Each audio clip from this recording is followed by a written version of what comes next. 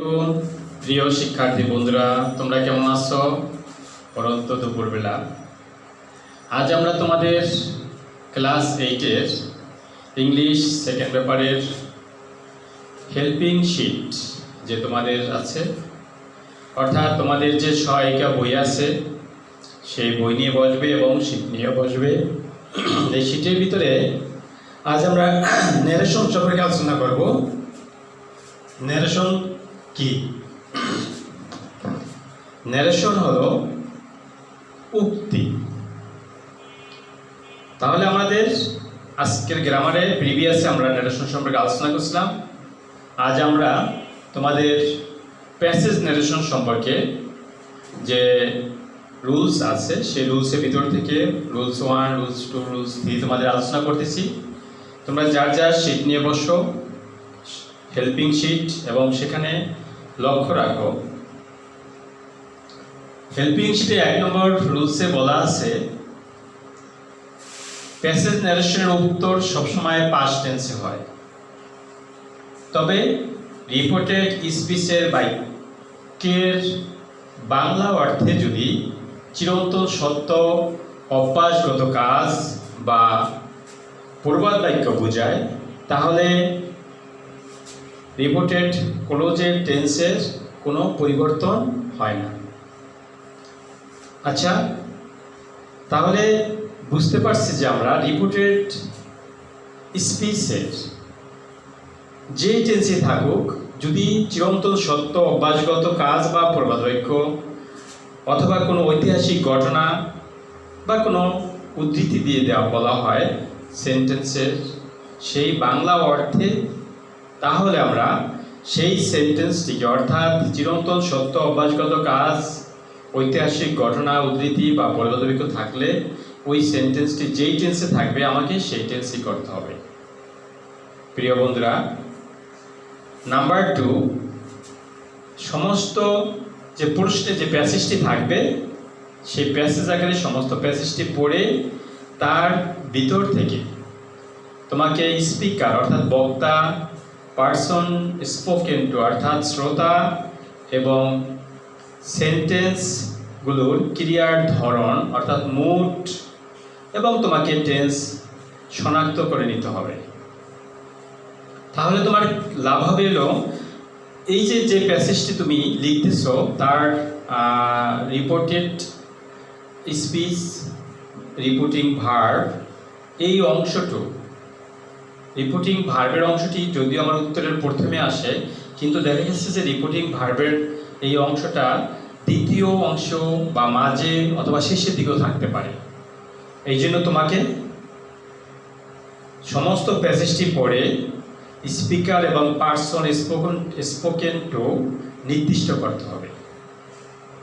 Number 3, reporting ভার্বের সেন্টেন্সটি প্রশ্নের প্যাসেজটির মাঝে থাকতে পারে, শেষে থাকতে পারে, প্রশ্নের শুরুতেও থাকতে পারে। যখন তুমি এই প্রশ্নটিকে আনসার লিখতে যাবে অর্থাৎ ইনডাইরেক্টে লিখতে যাবে, এই প্রশ্নটি তোমার ডাইরেক্ট স্পিচে থাকবে। ইনডাইরেক্টে যখন তুমি প্যাসেজ আকারে লিখতে যাবে তখন দেখা গেছে যে ইনডাইরেক্টে লেখার সময় এই রিপোর্টিং ভার্বের স্পিচটি তোমাকে শুরুতেই লিখতে হবে। প্রিয় শিক্ষার্থী বন্ধুরা, তাহলে আমরা রুলস সম্পর্কে 1, 2, 3 রুলস সম্পর্কে বিস্তারিত জানতে পারলাম। প্রিভিয়াস ক্লাসেও আমি তোমাদের অনেক রুলস সম্পর্কে আলোচনা করেছি। আজ আরও ক্লিয়ারভাবে তোমরা জিনিসটা সুন্দরভাবে বুঝতে পারলে।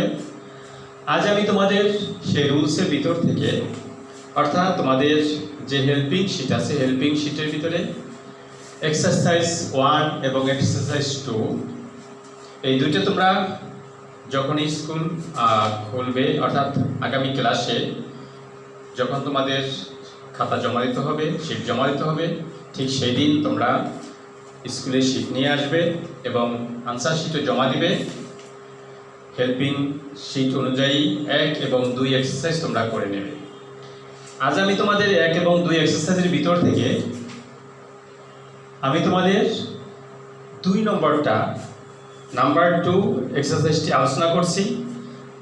তোমরা ভালো করে বুঝে নাও। নাম্বার 2 এক্সারসাইজে প্রশ্নটি ছিল once I asked a sweet the little girl, comma inverted comma রাখবো, what is your mother's name, প্রশ্নবোধক চিহ্ন ইনভার্টেড কমা শেষ।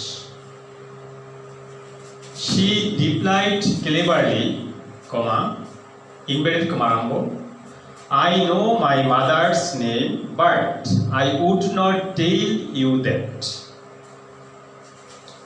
Full stop, inverted comma শেষ। এই আনসারটি যখন তোমরা লিখতে যাবে তখন দেখো রিপোর্টিং ভার্ব, তাহলে আমার এই সেন্টেন্সের শুরুতে আমার রিপোর্টিং ভার্বটি আছে, আমাকে রিপোর্টিং ভার্বের সেন্টেন্সটি আমি এখানে লিখতে পারি, কারণ ইনভার্টেড কমার বাক্যের শেষের চিহ্ন দেখে রিপোর্টিং ভার্বের ভার্বটি আমার চেঞ্জ করতে হবে। তাহলে ইনভার্টেড কমার বাক্যের শেষের চিহ্ন আছে প্রশ্নবোধক, আর রিপোর্টিং ভার্ব আছে আমার আস্কড, যার জন্য রিপোর্টিং ভার্ব আমরা আই আস্কড লিখতে পারি। আনসার এখানে বলা আছে, I asked a sweet the little girl, object আছে a sweet the little girl.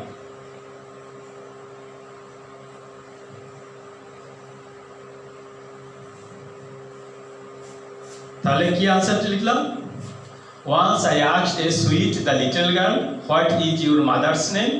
এখানে আমি রিপোর্টিং ভার্বের বাক্যটি লিখলাম যে I asked a sweet little girl, reporting ভার্বের বাক্য। এবার আমার জয়নিং ওয়ার্ড লিখতে হবে, যেহেতু জয়নিং ওয়ার্ড এখানে রিপোর্টিং ভার্ব আস্ক আছে, অর্থাৎ ইনভার্টেড কমার বাক্যের শেষে যখন আমার প্রশ্নবোধক চিহ্ন আছে, তাহলে আমাকে জয়নিং ওয়ার্ড এখানে আমাকে লিখতে হবে ইফ অথবা ডাব্লিউ জাতীয় ওয়ার্ড, যেহেতু এখানে ওয়ার্ড আছে আমাকে ওয়ার্ডই লিখতে হবে। হোয়াট, এরপর লিখতে হবে দ্বিতীয় বাক্যের অর্থাৎ রিপোর্টেড স্পিচের বাক্যের subject.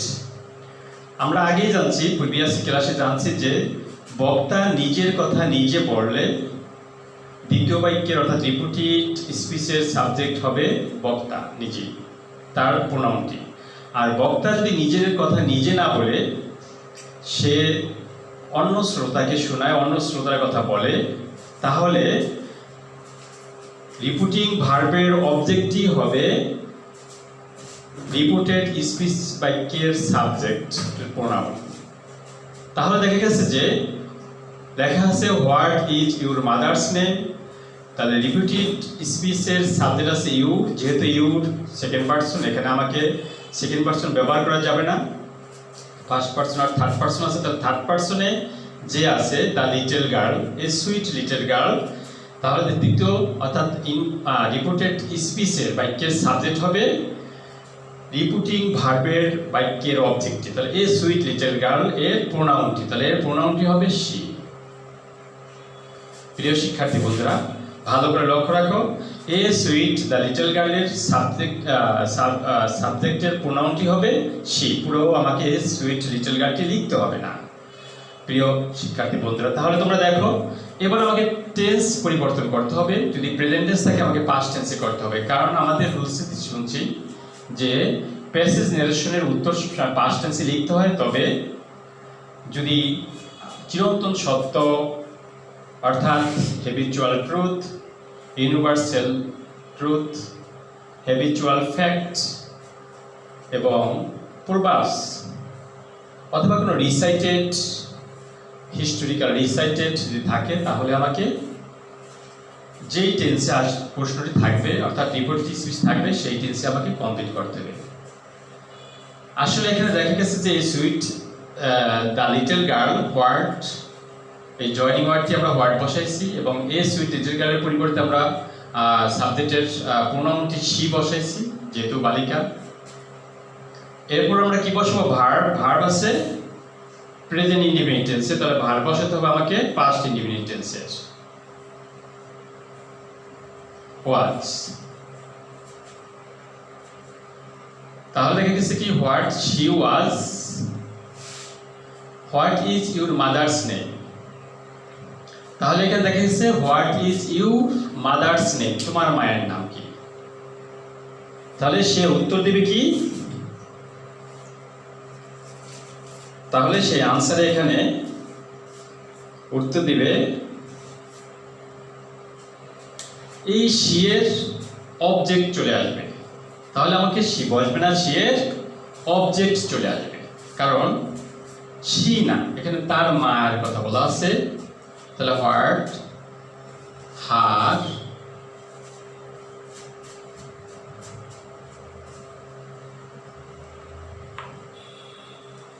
Mother,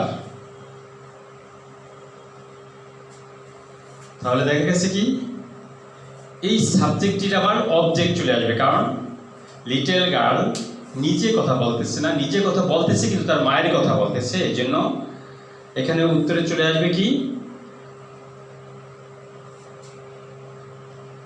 her mother's name. What her mother's name. Please stop হয়ে যাবে। এরপরে দ্বিতীয় স্টেজে কি আছে, শি রিপ্লাইড ক্লেভারলি। তাহলে দেখা গেছে যে শি রিপ্লাইড ক্লেভারলি, সে বলতে এখানে কাকে বোঝাচ্ছে, শি রিপ্লাইড ক্লেভারলি অর্থাৎ the sweet little girl. Sweet little girl নিজে এখন উত্তর দিবে।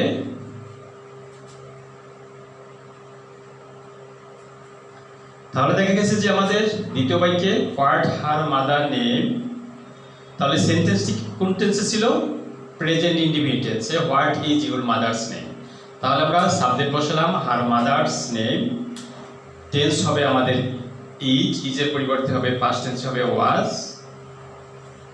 আর যখন আমার বাক্যের শেষ, তাহলে আমাকে বাক্যের শেষে what her mother's name was, আমাকে বাক্যের শেষে একটি অবজেক্ট বসাতে হবে, আমরা দেন লিখে দেব। বাক্যের শেষে আমাকে অবজেক্ট লিখতে হবে, তাই আমাকে দেন লিখে দিলাম।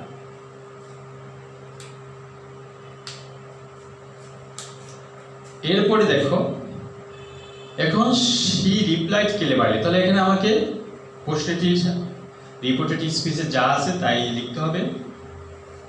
I know my mother's name but I would not tell you that.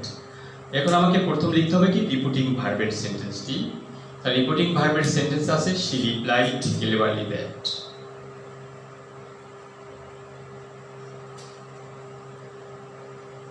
She replied cleverly that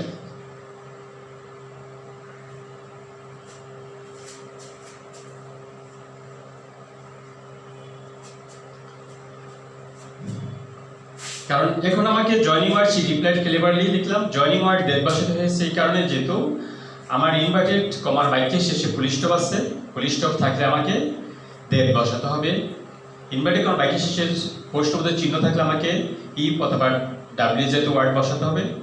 inverted কমার বাক্যের শেষে যদি আমার ফুল স্টপ থাকবে কিন্তু ইম্পারেটিভ সেন্টেন্স দ্বারা যদি আরম্ভ হয় বাক্যটি, তাহলে আমাকে অর্থাৎ মূল ভার্ব দ্বারা যদি ইনভার্টেড কমার বাক্যটি আরম্ভ হয়, রিপোর্টেড স্পিচটি আরম্ভ হয়, তাহলে আমাকে জয়নিং ওয়ার্ড টু বসাতে হবে।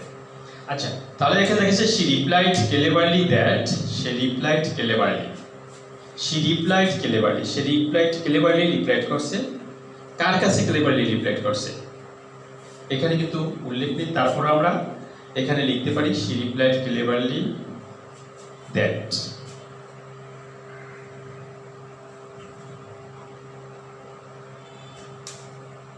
কি বলছে, রিপোর্টেড স্পিচে বলছে I know my mother's name. এই আই বলতে অর্থাৎ সাবজেক্ট শি, সে নিজেই বলছে, তাহলে that she I know my mother's name. তাহলে শি নো ভার্বটি আমার প্রেজেন্ট ইনডিফিনিট টেন্সে, এটা হয়ে যাবে past indefinite, she new my I know my mother's name, that she knew her mother's name.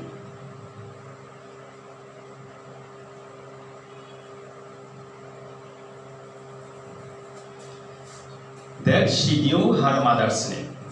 তাহলে দেখা গেছে কি প্রশ্নটি ক্লিয়ার হয়ে গেল যে সে তার মায়ের নাম জানে।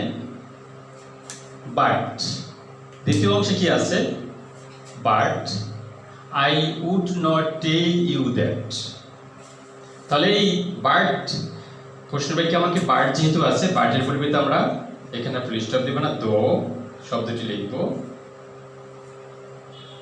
কারণ লেট বাট ইয়েট সার্ট এই চারটি অংশ যদি প্রশ্নের বাক্যে থাকে আমাকে উত্তরে লিখতে হয় না, তার পরিবর্তিত অন্যান্য সেন্টেন্সগুলি লিখতে হয়, অন্যান্য ওয়ার্ডগুলি লিখে যেতে হয়। এই জন্য she knew her mother's name though. এবার কি বলছে I would not tell you that. তাহলে উড শব্দটা আছে পাস্ট বেস ফর্ম, যদি পাস্ট বেস ফর্ম প্রশ্নটি থাকে তাহলে উত্তরের বাক্যে আমাকে কোন টেন্সে লিখতে হবে, ফিউচার পাস্ট বেস ফর্ম আছে, আমাকে future past perfect past base ফর্মে লিখতে হবে। তাহলে দেখা গেছে though I would not tell you that. তাহলে আই বলতে কাকে বোঝানো হয়েছে, আই বলতে এখানে এ সুইট লিটল গার্লকে বোঝানো হয়েছে। তাহলে এখানে সুইট লিটল গার্ল কি বলছে,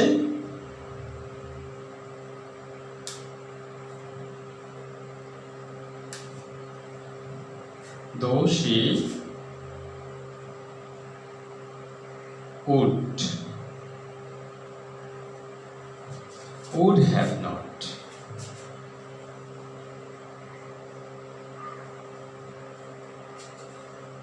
would have not টেল শব্দটা পাস্ট পারফেক্ট হয়ে যাবে, টোল্ড হয়ে যাবে।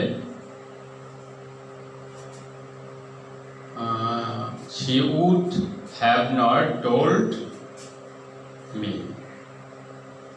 that।